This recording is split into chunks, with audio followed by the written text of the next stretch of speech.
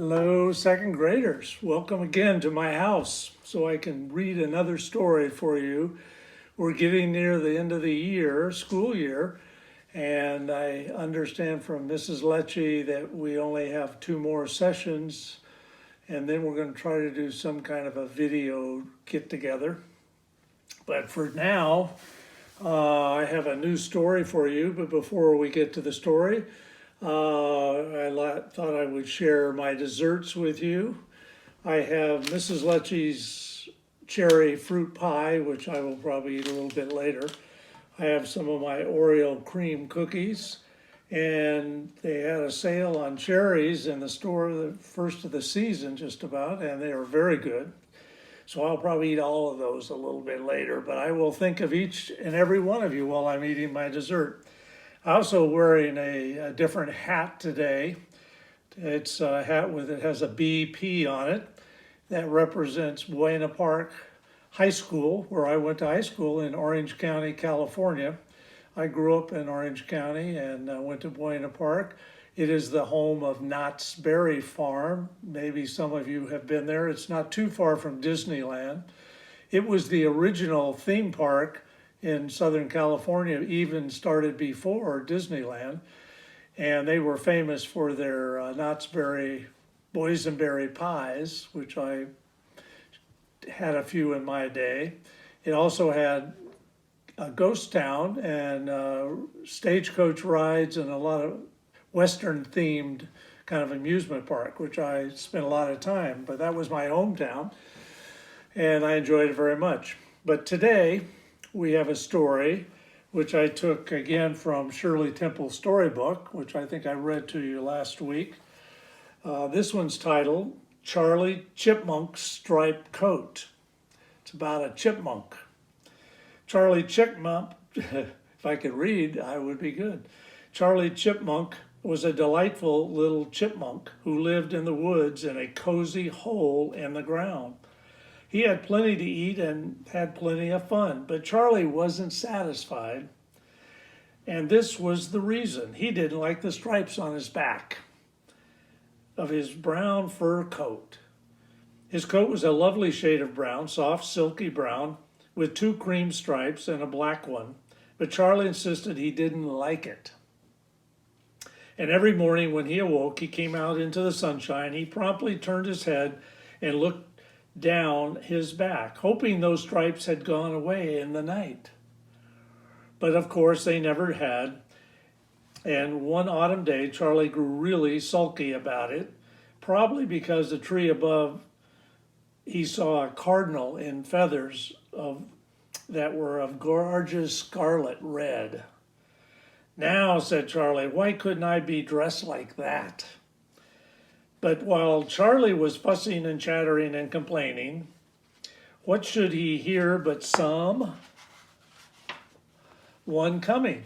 Quick as a wink, he hid behind a big burdock. His two bright, beady eyes saw a man carrying some boards, a hammer, and a bucket.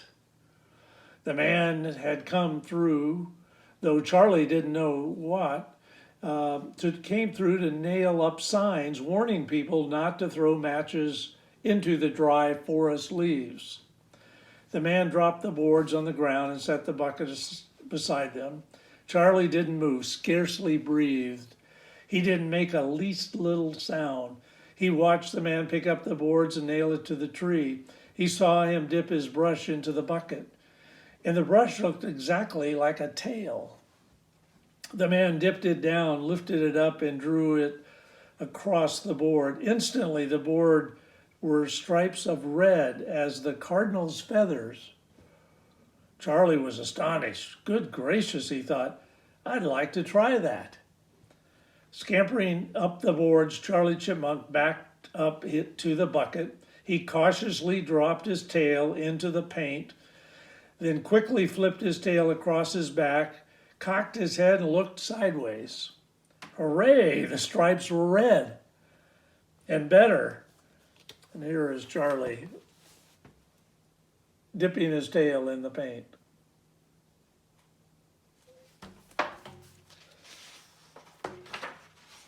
And better still, on his vest was a lovely smear of red where he had touched the upturned cover.